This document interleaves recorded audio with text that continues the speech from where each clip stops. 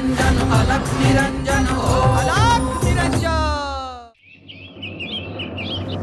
हे गुरुवर, मला कल्पना आहे की मी माईला भेटायला जाणं आवश्यक आहे, परंतु इथे काय परिस्थिती आहे तुम्हाला ठाऊक आहे। इथे तुमचा देह सुरक्षित नाही असं सारखं वाटत राहतं।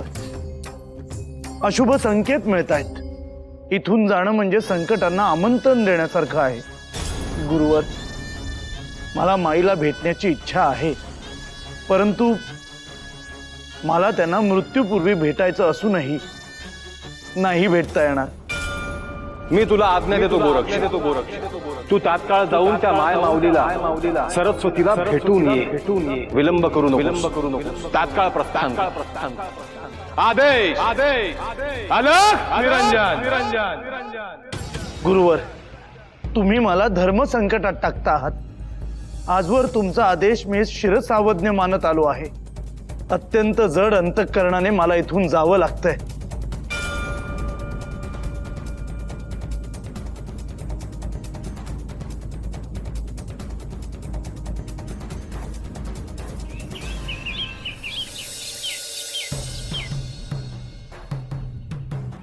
देवीला तर आता मी सगळं सांगून झालंय। त्या काय करतील कुणास ठाऊक। काय व्हायचं ते होऊन जाऊ दे। माझा लेक त्यांच्या तावडीतून सुटला पाहिजे। देवी मला म्हणाल्या होत्या की पुढच्या काही पिढ्या बसून खातील एवढं धन देईन तुला। मला तर ऐकूनच काय करू आणि काय नको असं झालंय।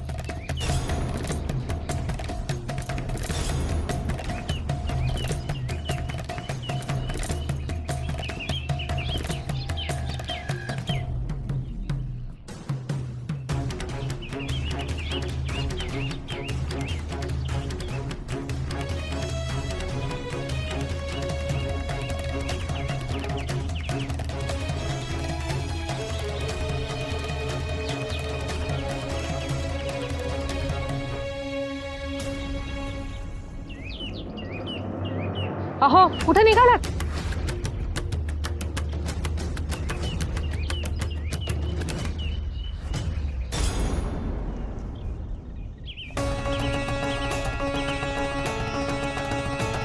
अहो, बघताय काय नुसते? बोला की। सत्याची बाजू घेणं अवघड असतं, असत्याची आणि अधर्माची बाजू घेणं सोपं। पण त्यांनी तुम्ही विनाशाचे वाटेकरी होता। अहो, काय बोलताय काय तुम्ही? मी कुठे जातोय हे विचारण्याची तुमची पात्रता नाही, पण मी एवढंच सांगतो, मी जाऊन येतोय तोपर्यंत तळघरात कुणाला जाऊ देऊ नका।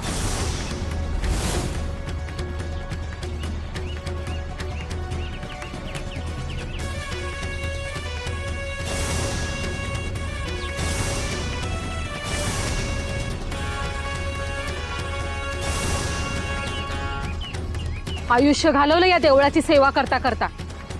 आता देव फळ देतोय तर हे आले मध्ये।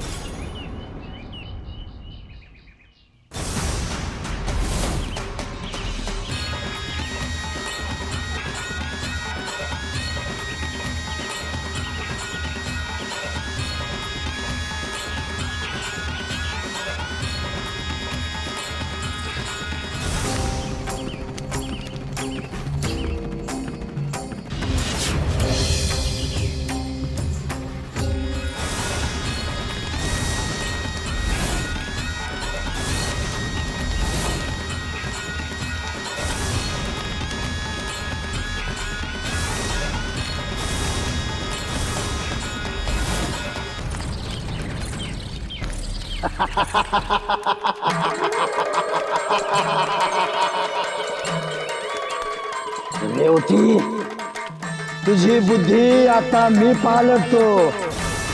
तुला शिवालयात जाण्याची बुद्धी होऊ द्या।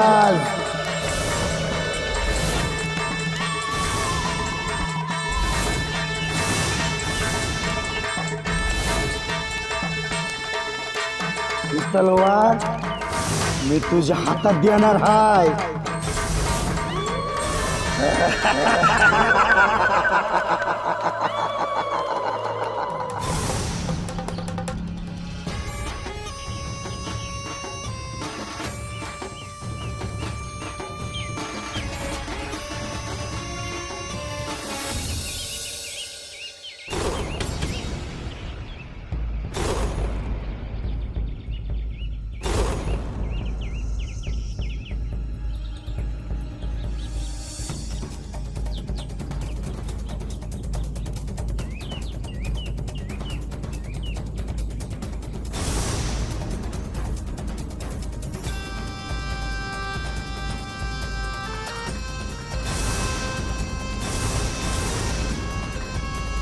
गोरक्ष, रेवती आता शिवालयात येते आहे. खरं तर मीही तिथे असायला हवं, परंतु मी आलो तर अजून गोंधळ होईल. आज नेमका तू तिथे नाहीस गोरक्ष. ग्रह, नक्षत्र, तारे आज प्रतिकूल झालेत. त्यांनीही आपापले स्थान बदलले आहे आणि रेवतीचे हेतू तर स्वच्छ दिसत नाही. आजचा दिवस हा निर्णायक आहे गोरक्ष. तू तिथे पोहोचलास तरच माझा देह सुरक्षित राहील.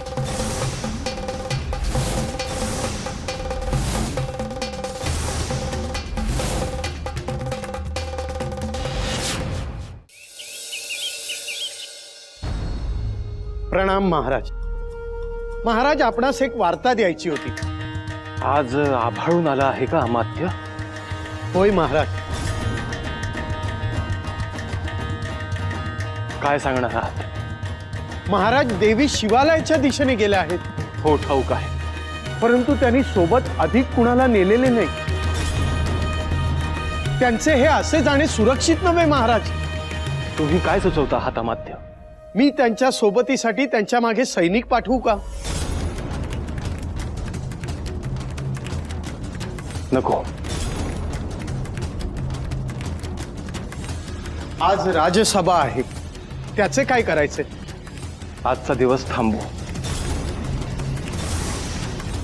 जशी आज्ञा महाराज.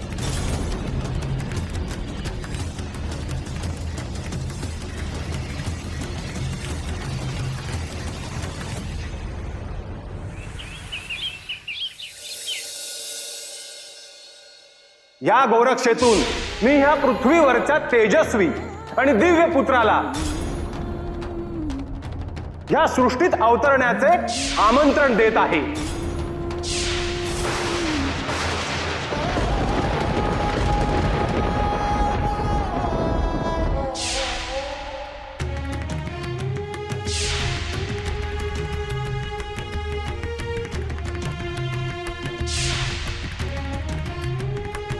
काय होतंय सरस्वती? अहो, असं म्हणतात मृत्यू जवळ आला, हे सगळं आयुष्य क्षणात डोळ्यासमोरून जात. असं नको बोलूस सरस्वती. याची भीती नाहीये हो मला. मी फक्त गोरक्षाची वाट पाहते. तो येईल हा भ्रम आहे तुझा सरस्वती.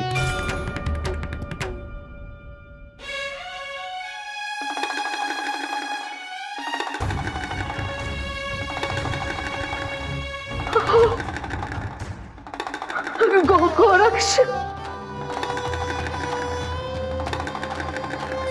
गोरक्ष,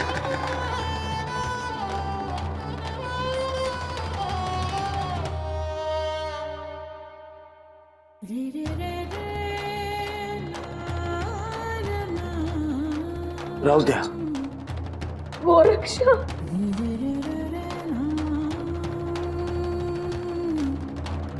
हात नको जोडूस आई. मी 7 समुद्र पार तुझ्यासाठी आलो आहे.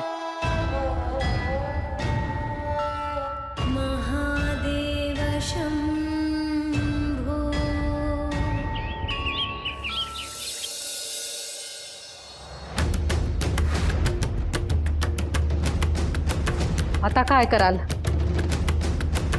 देवी काय करतील ठाऊक आहे का तुम्हाला?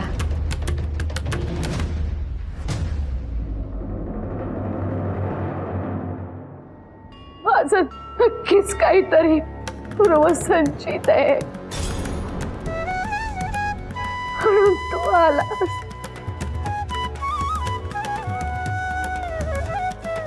का नाही येणार माई? तू इतक्या मायेने माझी आठवण काढलीस. माई, तुझी इच्छा पूर्ण झाली ना? आता मनात कसलंही शल्य ठेवू नकोस. तू अत्यंत पवित्र, अत्यंत सात्विक आयुष्य जगली आहेस.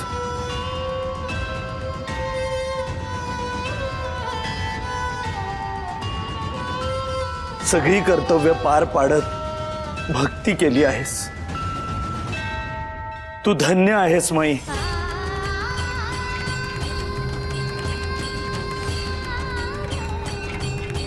शिवलोकाचे द्वार तुझ्यासाठी उघडलं गेलं आहे.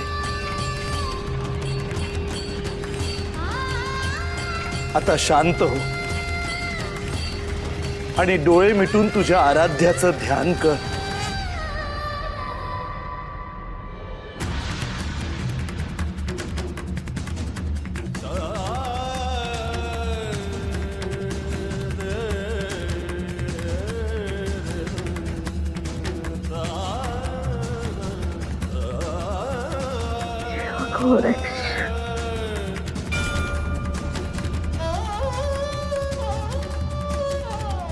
शिवगोरक्ष गोरक्ष.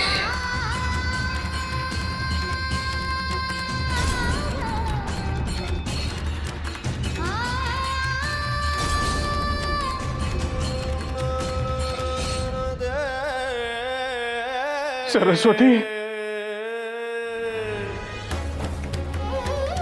शोक करू नका.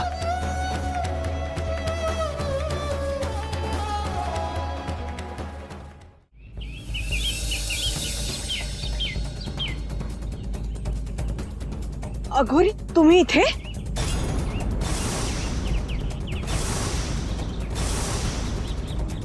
होय, ही तलवार द्यायला आलो हाय. मंतरलेली हाई. तलवार घेऊन मी काय करू? देवी, ही तलवार साधी सुधी हाय. रगात पाजला हिला रगात.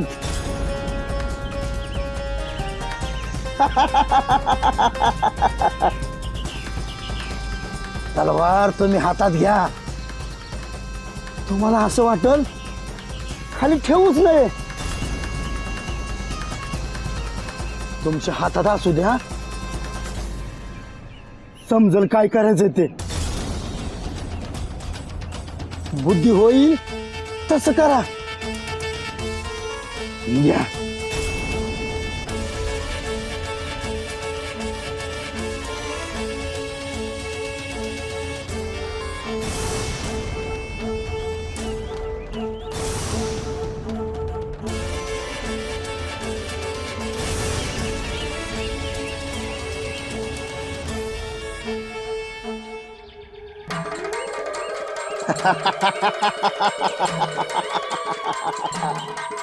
आता रगात पिल्या बगैर हे हत्यार गप बसू द्यायचं नाही.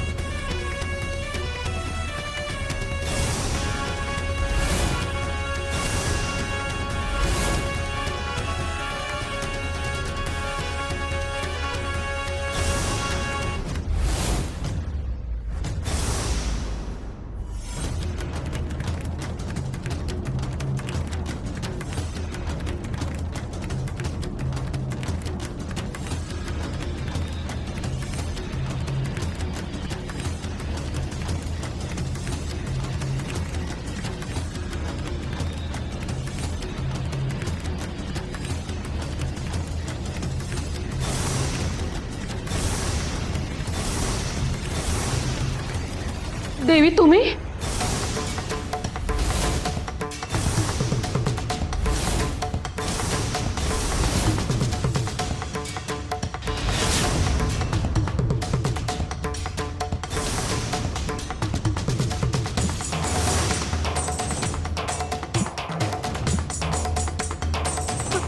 देवी, तलवार कशासाठी? मागे हो.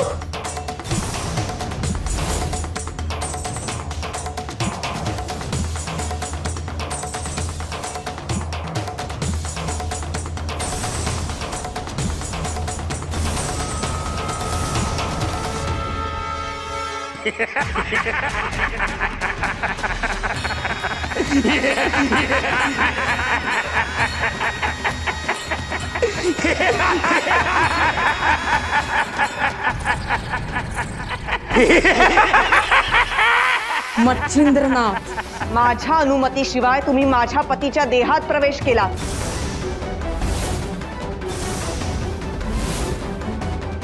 आता माझ्या इच्छेशिवाय तुम्हाला त्यांच्या देहातून बाहेर नाही पडता येणार.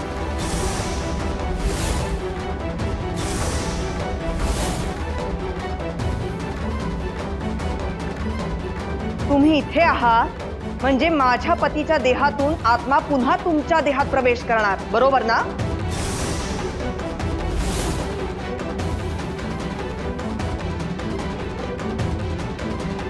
हा देहच नाही राहिला तर मला माझे पती हवे आहेत. त्यात तुमचा आत्मा असला तरी.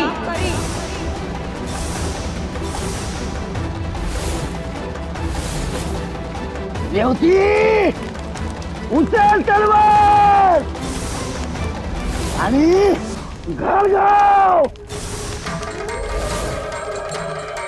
त्या तलवारीला रगात पाड. घाबरू नगे. मी हाय. हे घाव आणि 2 तुकडे. तुझ्याशी खोटा बोलून यानं संसार केलाय नव. रेवती, मार त्या मच्छिंद्राला. घाव घाल. आता तुमची सुटका नाही. सुटका नाही.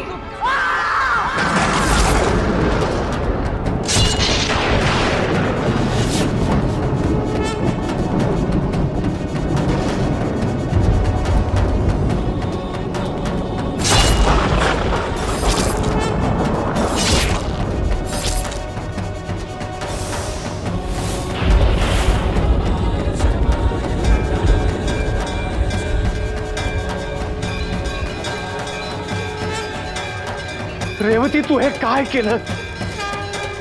तू असं काहीतरी करशील याची मी कधी कल्पनाही केली नव्हती.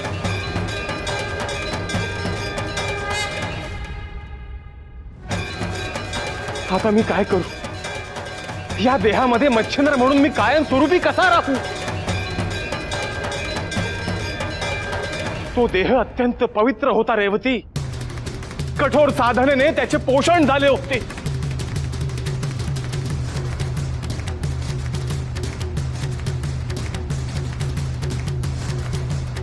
गोरक्ष,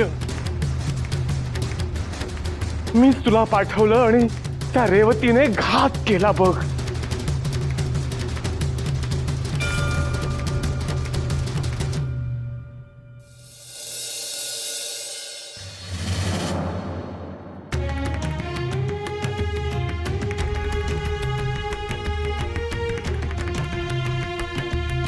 तुम्ही सगळे अंत्यसंस्कार योग्य रीतीने करा.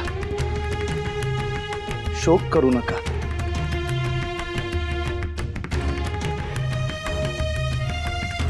असं मृत्यू यायलाही भाग्य लागतं.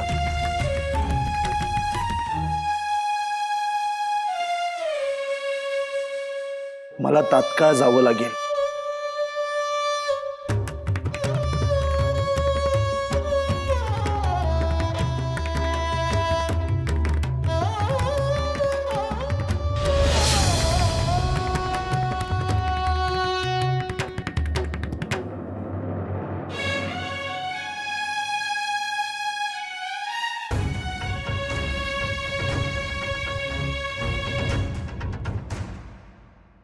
प्रणाम महाराज. महाराज, काहीतरी अशुभ घडत आहे. सगळीकडे चित्र विचित्र आवाज येत आहेत. अवेळी काळोख झाला आहे. महाराज, आज आपण आपल्या कक्षाच्या बाहेर देखील पडला नाही. अमात्य, आजचा दिवस हा इतिहासात काळा दिवस म्हणून ओळखला गेला पाहिजे. म्हणजे अजूनही काहीतरी अशुभ घडणार आहे असे वाटतंय का आपणास? घडून गेलं जे घडायचं ते अमात्य. आता ह्या राज्यावर जे संकट येईल त्यात मीही वाचवू शकेन की नाही मला माहित नाही.